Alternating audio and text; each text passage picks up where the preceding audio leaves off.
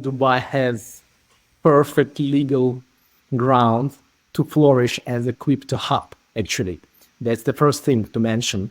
They do everything that crypto startups need to come to get financing and to flourish. So that's the center of attraction now. Secondly, actually, the community here has certain traits. A lot of young people, a lot of people with innovative mindset. The Digital Banking Podcast is powered by Typhon. Typhon is the creator of Infinia, a dramatically better digital banking platform for community financial institutions, as well as several platform-agnostic, revenue-generating point solutions. Our highly configurable platform and broad ecosystem of third-party partners ensure our entire suite is scalable and extensible to meet the needs of any FI. On our podcast, you will hear host Josh DeTar discuss today's most pressing financial technology topics with seasoned industry experts from every possible discipline.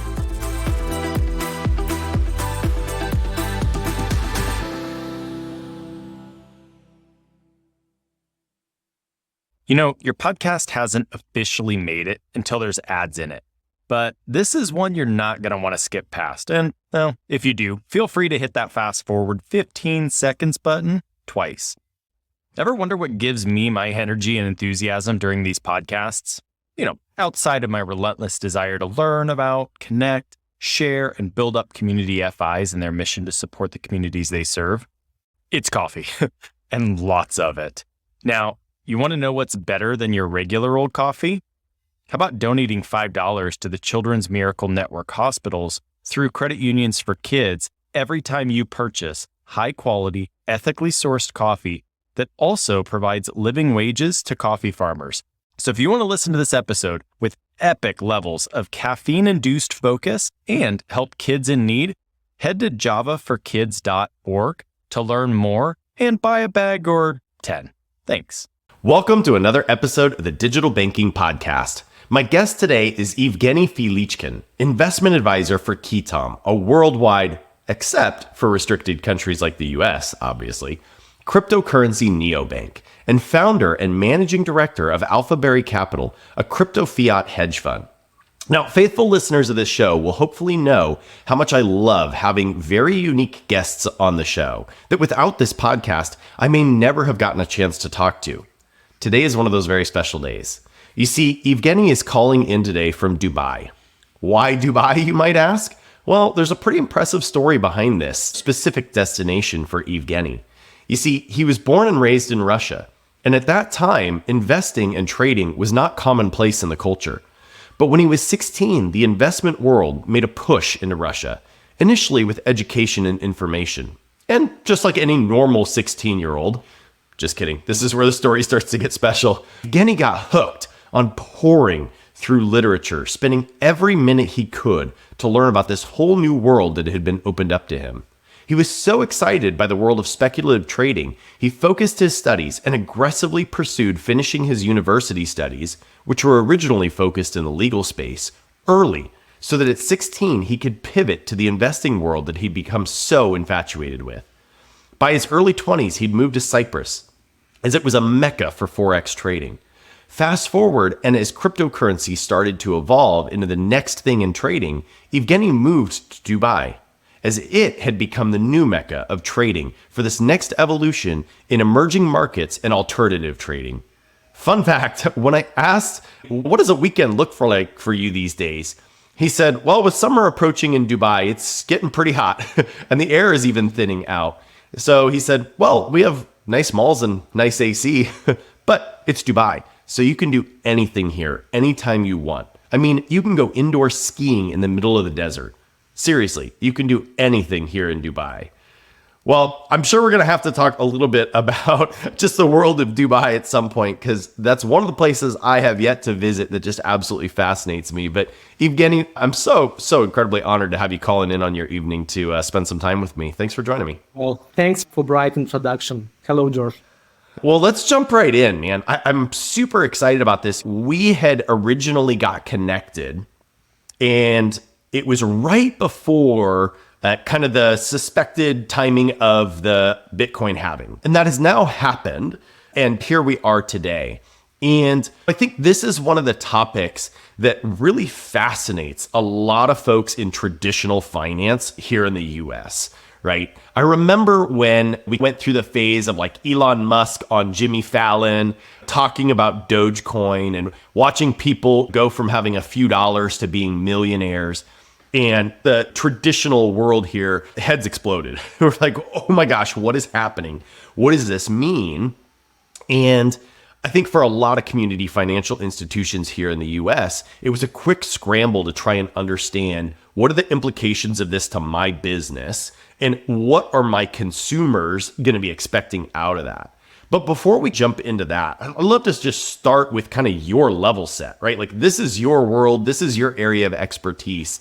So talk to me a little bit about why has cryptocurrency become this next big thing and why has Dubai decided to become a mecca for this new currency and trading? Well, first of all, Dubai has perfect legal ground to flourish as a crypto hub, actually.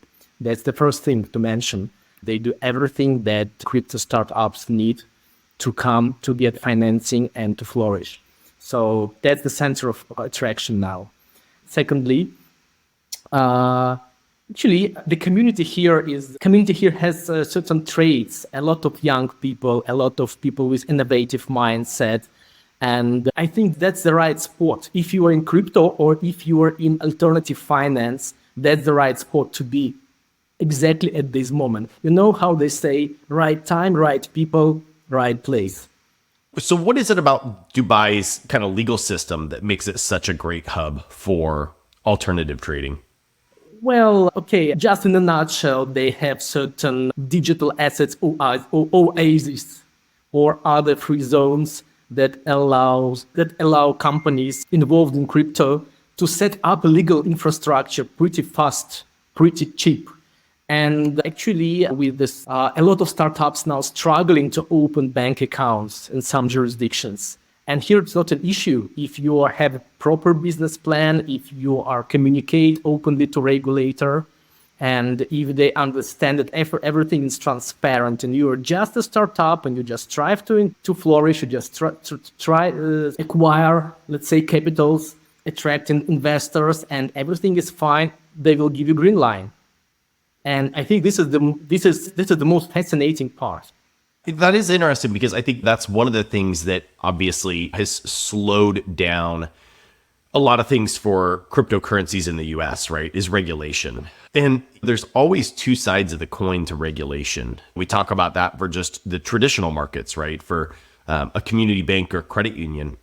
Regulation is both a colossal pain in their butt, but it's also a good thing, right? And sometimes there does need to be some levels of oversight. Obviously, we've got examples in the traditional world with Silicon Valley Bank, and we've got recent examples in emerging markets like FTX. And so having some oversight and some regulation is sometimes pretty darn important.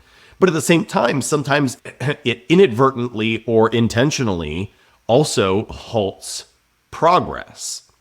So how have you seen that been handled in Dubai? Well, any regulation is a double-edged sword.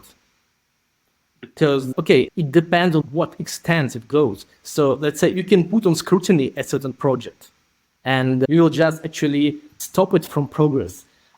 On the other hand, you can just regulate, just to avoid certain speculations, just to sort out certain illegal things.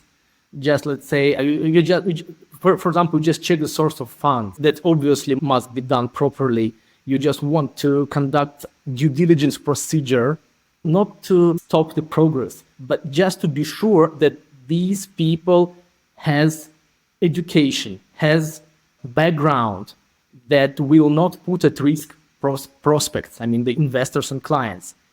If everything is transparent and people has certain expertise, why don't let them go? So I mean that any type of regulation should be done wisely. And that's the main merit. I always found that interesting. It's funny. My wife and I were actually literally just talking about this last night in a similar but different context in just managing people, right? Even just within a small, medium, or big size company, hopefully the right type of managers want this type of world, but then hopefully you have the right type of employees who also prescribe to this, which is, I don't want to have to manage people.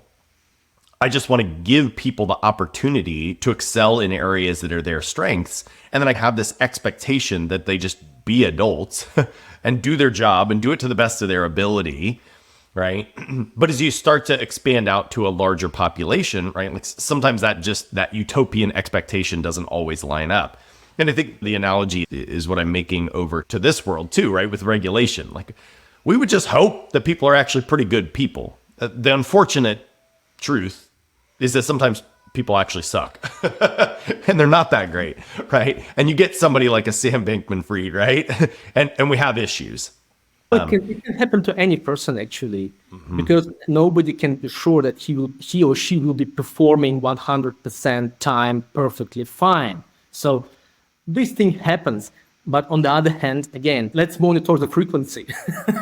Let's monitor the durability. I mean, what the other metrics. So in general, I think it's all manageable. How, shifting gears to talk a little bit about what have been the impacts to traditional currency and traditional investing in Dubai with the introduction of crypto? Well, the good thing that they clearly see crypto assets as a separate asset class, and they regulate it, and actually they recognize a lot of potential concerning this sphere. And what to say? They try to merge it. They try to provide a lot of seamless solutions. Sometimes, okay, not everything is going perfect, but it's good to see that they try, and they do it really on a daily basis. It's like an official policy. When you see the government conduct certain policy, it's always it will find response in your heart. Evgeny, I want to give you my own self-concocted way of how I've been thinking about cryptocurrencies. And I want you to tell me if I'm crazy or I'm close on this one. But I've always thought about it as, a lot of times we see it as a whole new form of money that could technically replace the US dollar, or we start to look at it as replacing cash and becoming the gold standard for what we use. And I like to think about it maybe a little bit differently, in the sense that like what you were saying, there's just asset classes of different things that we can invest in, right? And yes, we can park the whole technology of Bitcoin and some of these cryptocurrencies and some of the other elements associated with their value. We can park that and come back to it. But in terms of just the trading of this, I've always thought about it like just another country's new currency, right? Like, we have the US dollar, we have the Canadian dollar, we have all sorts of different countries have their dollar. And crypto is just a whole set of new countries that have come out of nowhere with their own dollars. And just like I can trade US dollars for Canadian dollars at any point in time, and then hope I buy the Canadian dollar with my dollar when it's low, and then sell it when the Canadian dollar is higher, and I make a profit on that, I can do the same with Bitcoin, right? And the only difference for Bitcoin and the country of coin that this dollar serves is, unlike maybe Canada or the US, they go through crazy volatility of, like, one morning the country of Bitcoin wakes up and is like, oh my goodness, we have oil. And we have more of it than Saudi Arabia and Alaska combined. We're the richest country in the world. So everybody pumps a bunch of money into investing in that country. And then they realize, oh, psych, we were just kidding. It was just a thin layer across the top. We actually have no oil at all around this place. And then it tanks. And then they're like, oh, but actually we just found out we have a ton of gold. And then it spikes again. And so it just goes through much crazier fluctuations than maybe a traditional like US dollar or Canadian dollar. But ultimately, that's what we're doing, is we're playing this game of just, I'm investing in this country's dollar based on the worth of that country for its assets, and I'm hoping to cash it in a favorable light to myself. What are your thoughts on that? Well, first of all, the first thing that comes to my mind when you gave this example of the crowd investing in a certain country It's like there is some wisdom. Those investors who are inside the bubble never realize they are in the bubble. So only those who are outside can perceive it and understand what's going on. So, but that's just another thing. Okay, first of all, I don't. Okay, I will say certain thing. Personally, I do not see cryptocurrency as a currency. I mean, I don't see them as money. For me, these are certain assets with some intrinsic values. Why they have values, it's a long story and we can touch it later, of course. But for example, if you take a look at stocks, at shares, you also can buy certain shares. You can sell them, let's say, for certain currency later. You can speculate and invest, and you can swap them for other shares, but it doesn't make them currency. These are just assets that you can utilize somehow. And the future of this asset is still pretty vague because there are two contradictional viewpoints actually. The first, there is an opinion that everything that is not token today, tomorrow will be token. Actually, everything what you see right now, tomorrow will be token. That's the first opinion. The second one is that the world is slowly moving towards seamless solutions, balanced approaches, and everything will be regulated. There will be no unregulated black boxes, no unregulated schemes.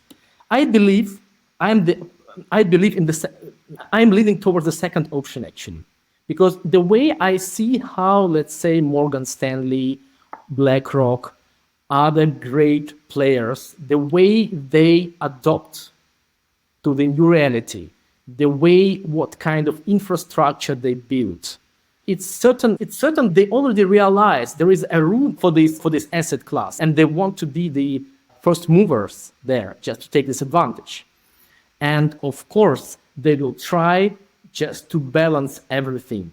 And okay, let's take a look at stable coins. I think this is the closest asset that can be perceived as money, maybe, since they're linked to USD. Okay, we don't touch now if it's how deep the links and what are the intrinsic value behind it. But anyway, the CBDC is moving. The CBDC policy will be the reality sooner or later. So just imagine you are a regulator, you're the central bank, and you pursue the CBDC policy. So what would you do with stablecoins? Either eliminate them or regulate them. So the best case scenario, they will negotiate and they will invite them, absorb them, and they will play certain rules. And I think most coins will do this. So, Evgeny, before we get too far, I think it'd be really valuable for you just to talk about. I think sometimes somebody like you throws out some of these terms and you expect even people like me actually know what you're talking about. And sometimes it's even over my head, which is more often than not. But so maybe just define a little bit of stable coins and their role, and then talk a little bit about the CBDC and right, what is the central bank digital currency actually trying to accomplish. So maybe just talk through both of those for us real quick. Yeah, sure. Okay, so should I start with what would we like to hear first? Let's just start by defining stable coins and what are they? What do they look like? What is it? What's the value behind it? Okay. Frankly speaking, stable coins are the simplest way to avoid SWIFT transfers. So we have the whole regions in the world that cannot allow to be involved in SWIFT transfers for certain reasons, political reasons, other economical reasons. So let's say stable coin that is linked to USD, actually, this is just a substitute. And having blockchain, just having this opportunity, you just solve this issue. And that's the essential part of stable coins. That's the essence. That's what gained them popularity. Transactional costs are lower. You're independent. You just deal exactly with your counterparties. And you control everything. And the only risk you take is that how much reserves the structure who emits these stable coins really possess. So if it's not a Ponzi scheme. But again, having the scale of the utilization of stable coins, I think we are already far from that point. And okay, maybe I'm running too far, so just help me. No, it's super helpful. So I think what you're touching on is a broader topic. And I think from my perspective, it's a global challenge, right? And the global challenge is just the ability for everyday humans to transfer money anywhere, anytime, quickly, cost effectively, safely. And again, going back to the conversation that we were having earlier, right? Like, let's assume that the vast majority of people are good, right? Like if I want to transfer money from me to you in Dubai to, I don't know, go out and buy lunch as a thank you for being a guest on the podcast, right? Like that's very different than me trying to finance terrorism.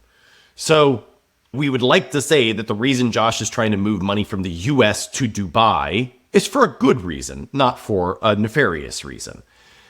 Now we have to think about the nefarious situations, right? But again, you look at the challenge that even in this day and age, with all the technology that we have, there are absolutely still barriers, physical barriers between humans, right? And to your exact point, right? For a multitude of different reasons, from just political climates to you name it.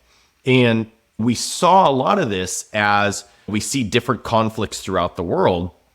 You find people are trying to send money home to friends and relatives and to support aid. And for whatever reasons, and conflict being one of those, right? A lot of times during war, countries bar each other from being able to do things like this. So what happened? We saw people sending money through crypto and using that as a tool to send money between folks all throughout the world. And to your point, right? Like, this is becoming an opportunity to replace some of the outdated systems. And this is where regulation both is important and also can be a hindrance. Is, oh, this is great. Like, we've come up with a simpler way for people to quick, cheap, and effectively send money to each other. But how do we stop the nefarious bad actors and what they're doing with these tools as well?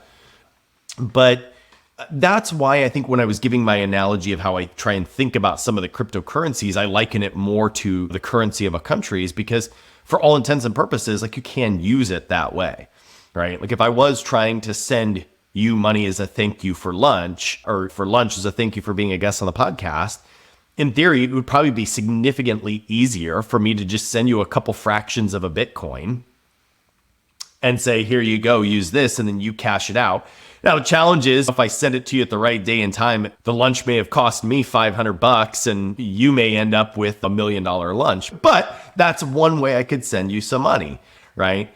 So as you talk about the introduction of and utilization of stable coins being backed by the US dollar, that being a way that we could in theory use these digital currencies to be able to move money a lot easier than some of the traditional systems. Is that fair?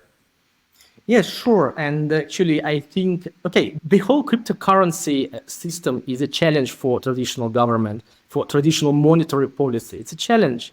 It's a challenge that reflects the current state of affairs.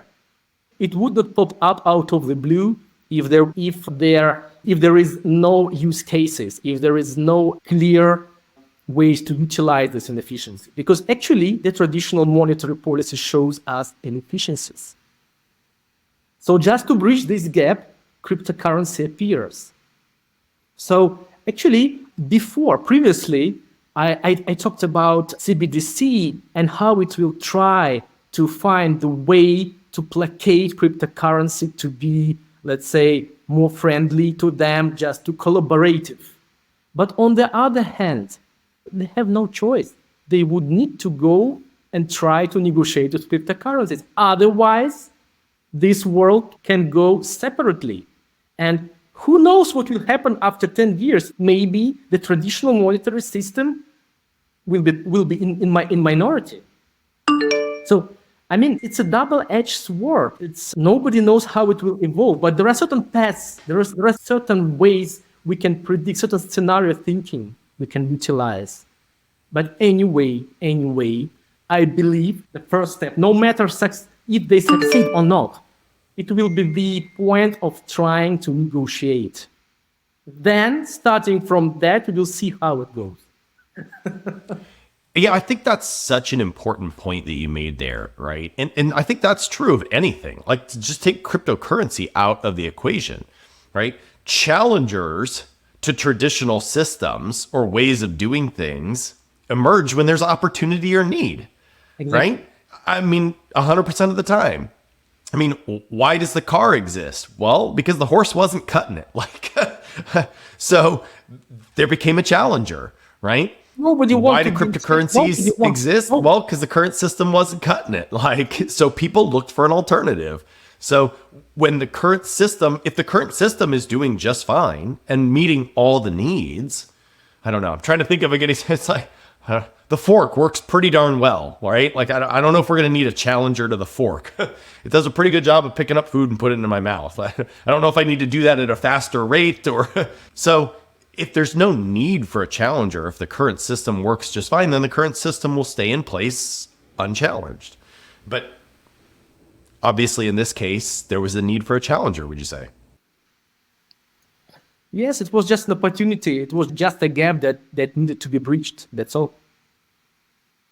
Now, on top of... Won't anybody just go, okay, I love to be a challenger, especially in business. Maybe... Yeah, exactly.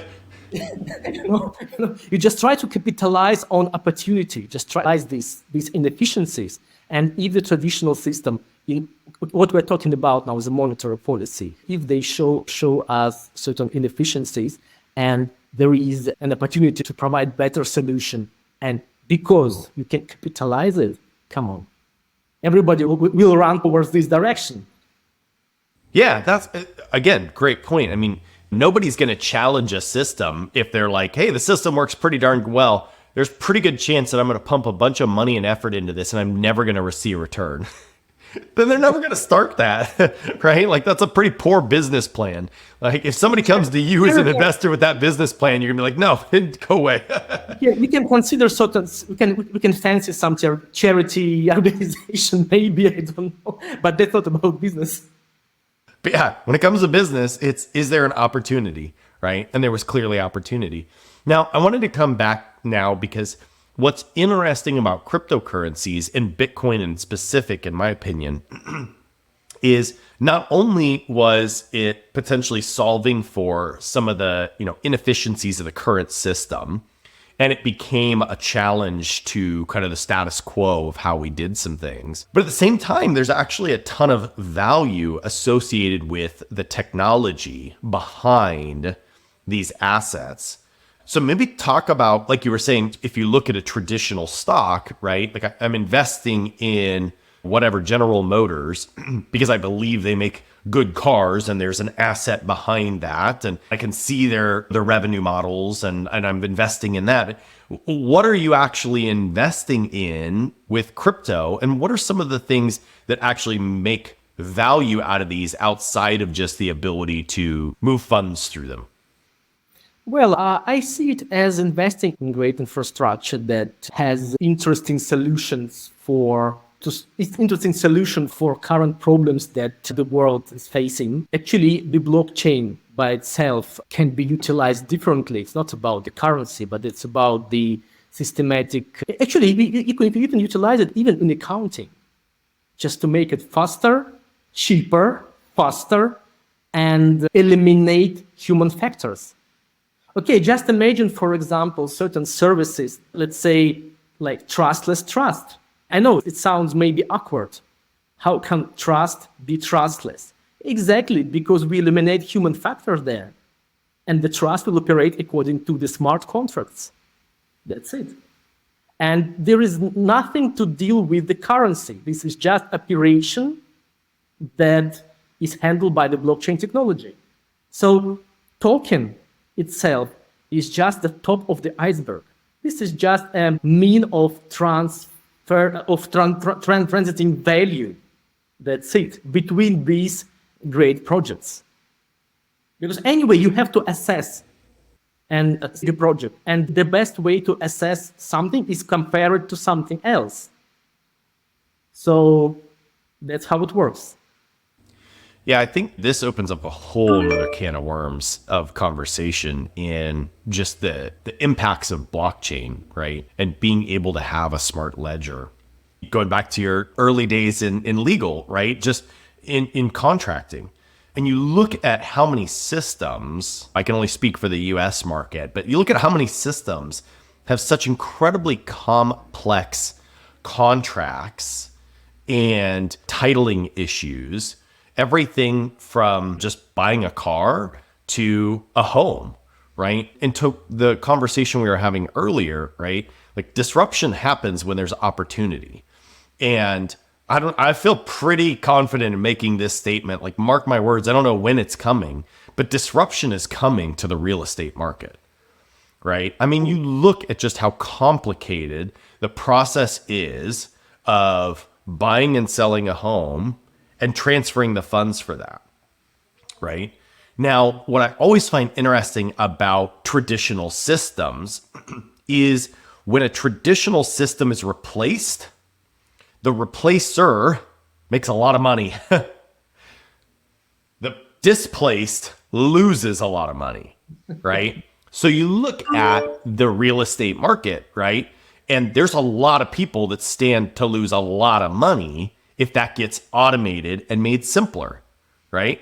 Everything from the titling offices to the attorneys drafting these contracts to, heck, even real estate agents. And what is the impact that's going to have? Because you look at how many people are real estate agents in the US, it's a very common type of industry for people to get into where they're their own boss and it's their own small company. And so what happens when we lose a bunch of small companies, i.e. realtors, through this process? I mean, there's massive implications of all of this, but I think it's coming. And I think we're crazy to think it won't. As technology starts to make a lot of these processes simpler, then of course, there's opportunity. Somebody is going to see the opportunity and invest in that opportunity and push heavily against the traditional way of doing things until there's enough value for enough people that the system switches. Well, what can I say? Humanity is evolving, and of course, certain things will be revolutionized. Yes, of course. And that's fine, actually. If you take a look at the history, back at our history, we already had this, something similar happen several times, like every 100, 150 years. And now is the next stage. So I think the scopes are a little bit more broader. It's just about automatization. It's just about artificial intelligence and the way it will fit inside a society. And how will society define the role of these technologies? How it will try to balance or do not balance at all? So, because of course there are certain social implications.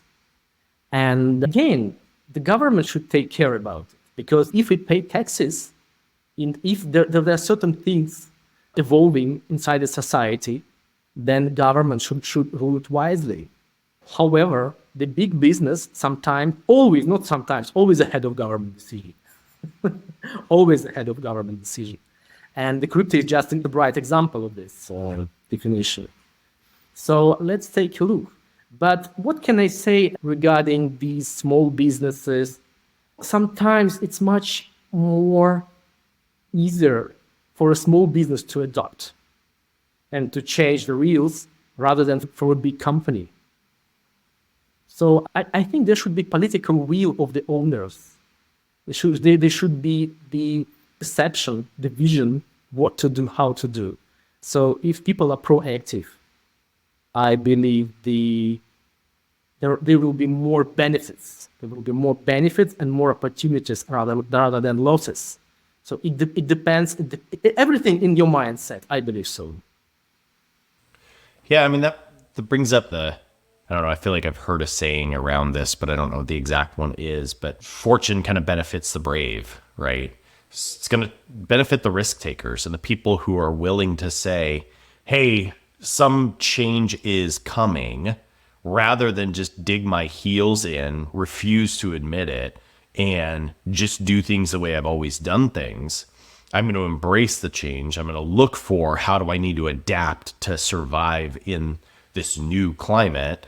What do I need to do, right? I think that's going to be a challenge for people, which kind of brings me to one of the things I'd love to get your perspective on is, as you've seen as a trading mechanism, what would you say people's perception is? And maybe if you could talk about, obviously, I think we have a good idea of how you feel the Dubai perception of it is, but what do you see globally in just how everyday people are perceiving, adopting, using cryptocurrencies? And what do you think their thoughts on it are? Well, it varies, believe me. It varies significantly. It depends on the region, it depends on a particular person, and depends on the perception of a particular person, and of course, of the sources of wealth of this particular person. Because no wonder there are two different stories. The first story is you are actively looking for new ways of making money. The second story is you just try to preserve your current source because you are happy. You don't want anything new to come and disrupt you. So, I think it's self-explanatory. Yeah, I mean, it definitely, I think one of the things that was really interesting was seeing, at least here in the US, like how people responded through kind of some of the craze, right? And just not even just in the crypto world, right? Like some of the meme stocks with like GameStop and AMC. And you see folks that made astronomical returns, right? Like unheard of returns, and going from barely having a dime in their wallet to being filthy rich. And obviously that's something that somebody who's in the same position as where they started is like, well, I want in on that. And so then you get the folks that are like trying to decide, well, am I risk averse enough? Like, how am I gonna interact with that? Am I gonna try and do the same thing that person did? Is it too late? Should I just bow out? And then seeing the people that on the flip side lost tons of money because they got in at the wrong time because of hype cycles and things like that, to the folks that just watched it from the sidelines and are like, I'm not touching this with a 10-foot pole, but I'm curious to see what happens, to the folks that don't even really see what's actually happening. I mean, there's such a wide swath of people interacting with that. But I do think it has really changed,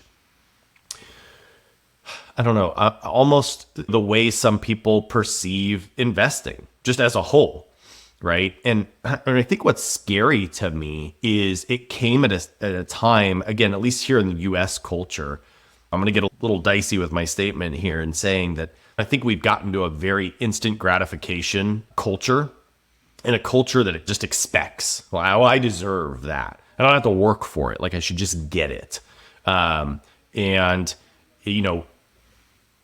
this is a prime example of that. Like, well, I should just expect to be able to buy one Bitcoin for 0.00002 cents and then sell it when it's $72,000 a coin and be filthy rich. Like, that should just be normal.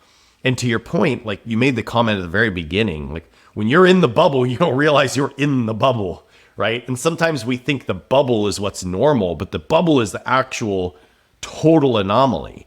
I think the interest rate market for US houses is very similar, right? We were at a period where sub 3% mortgages was pretty typical through the pandemic.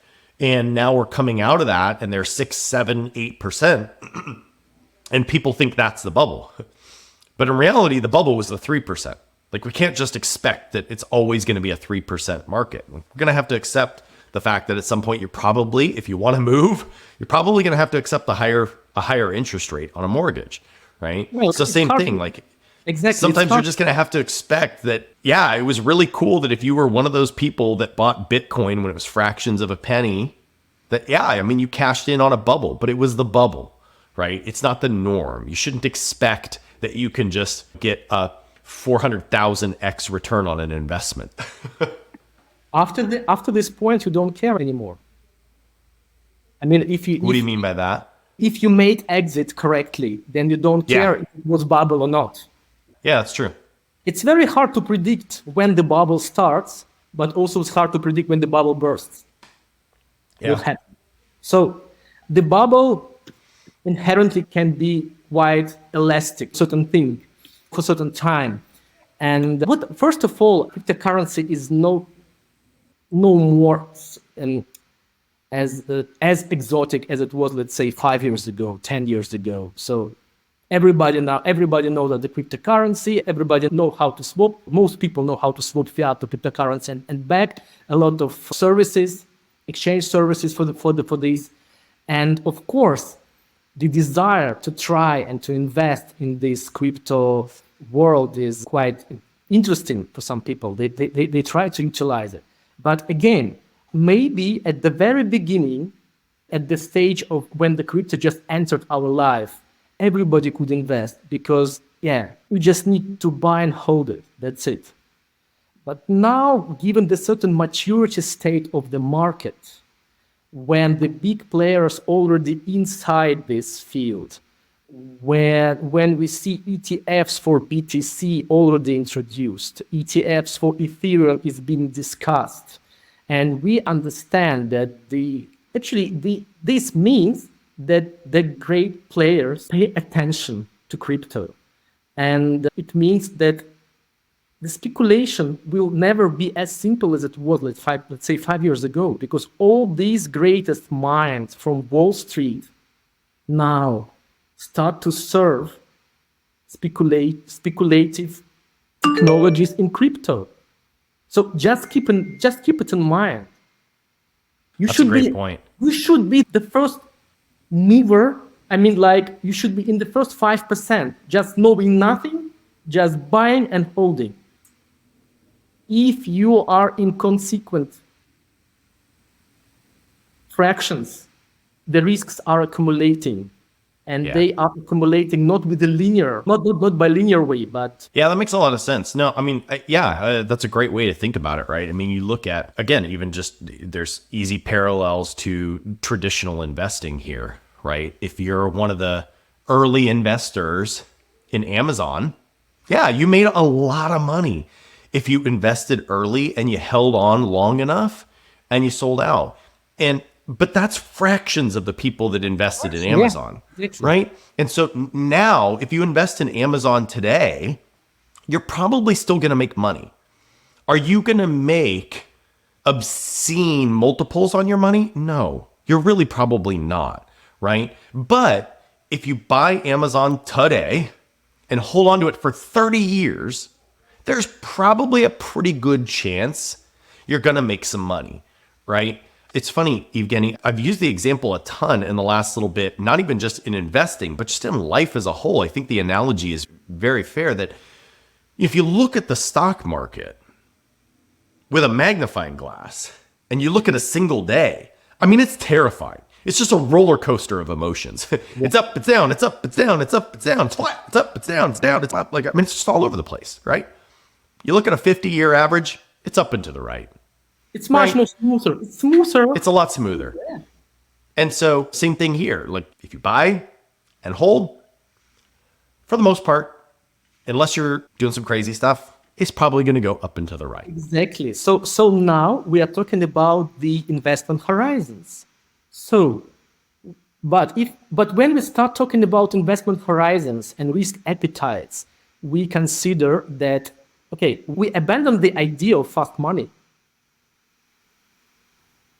So maybe we can get lucky and, the halving event gives this acceleration always.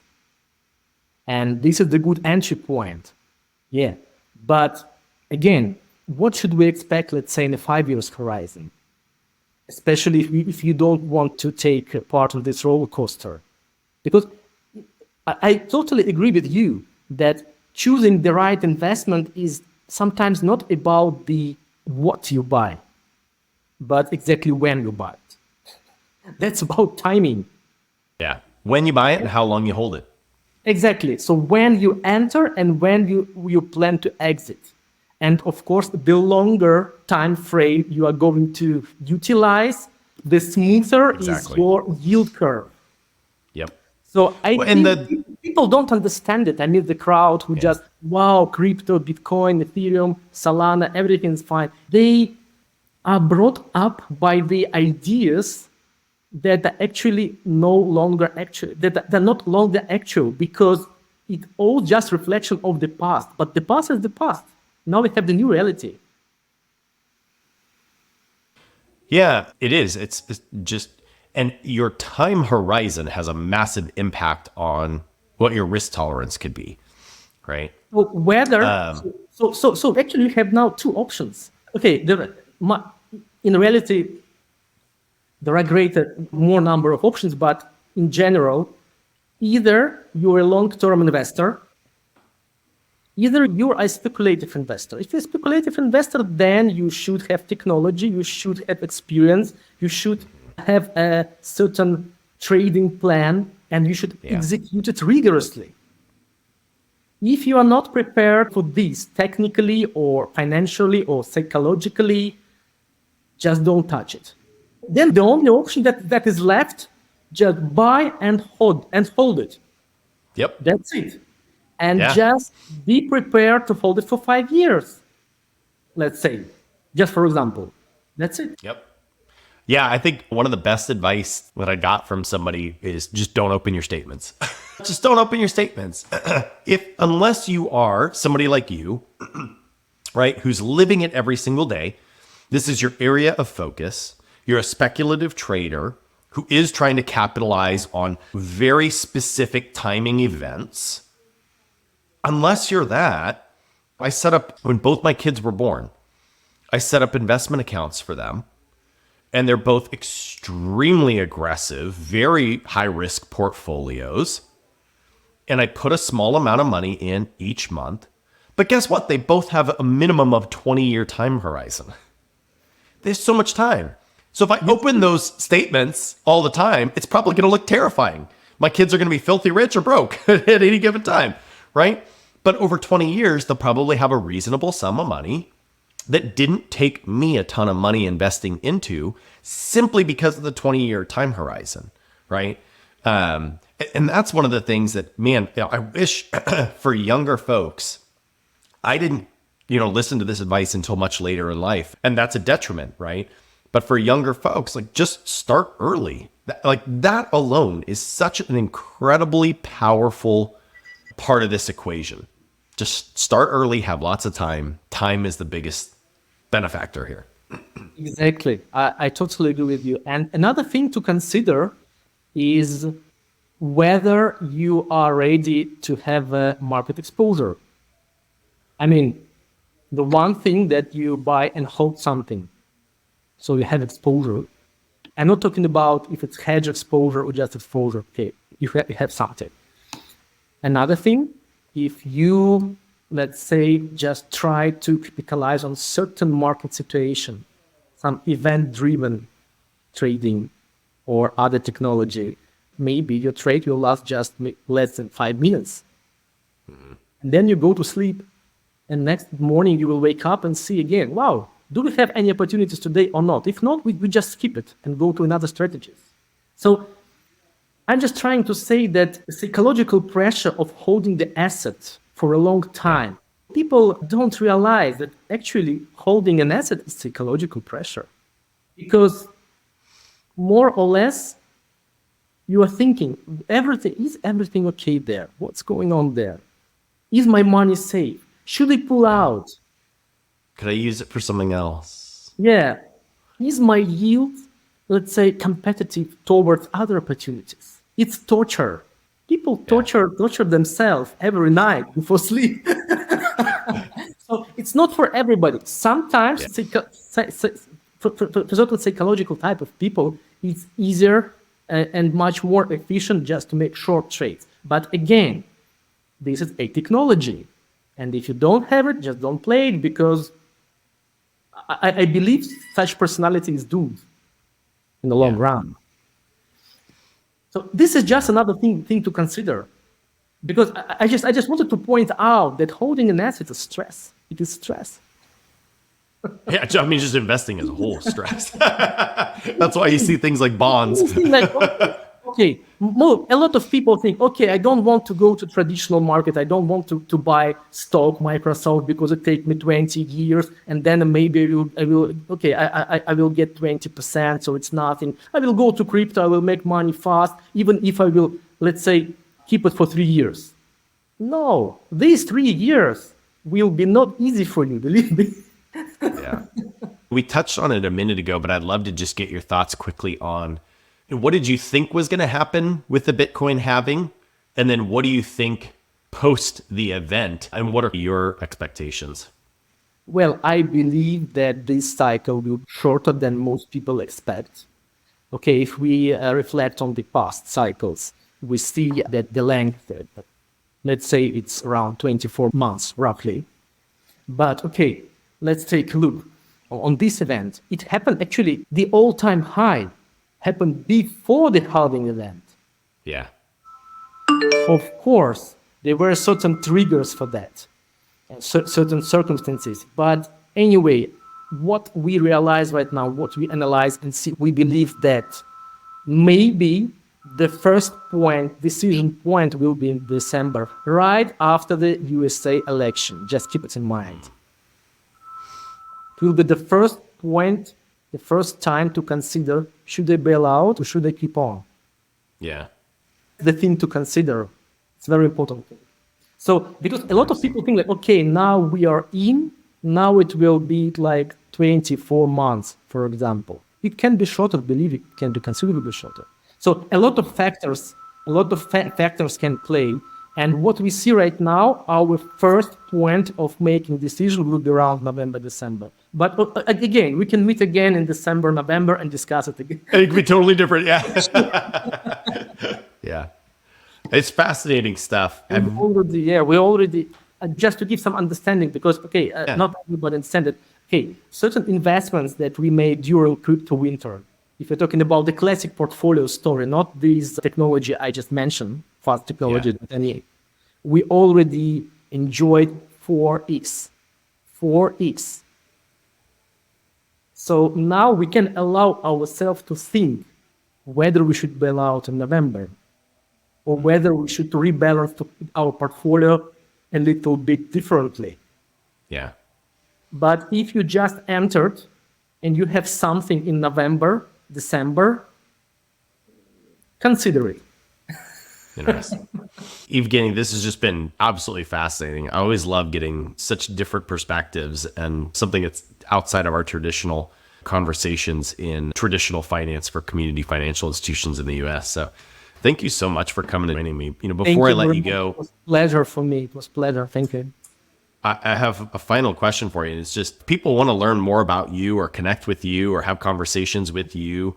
How can they do that? Where can they find you? And then what do you do to stay up to date on information? Maybe some places that you visit or some blogs that you follow, anything to shout out? Well, actually, they can find my profile on LinkedIn.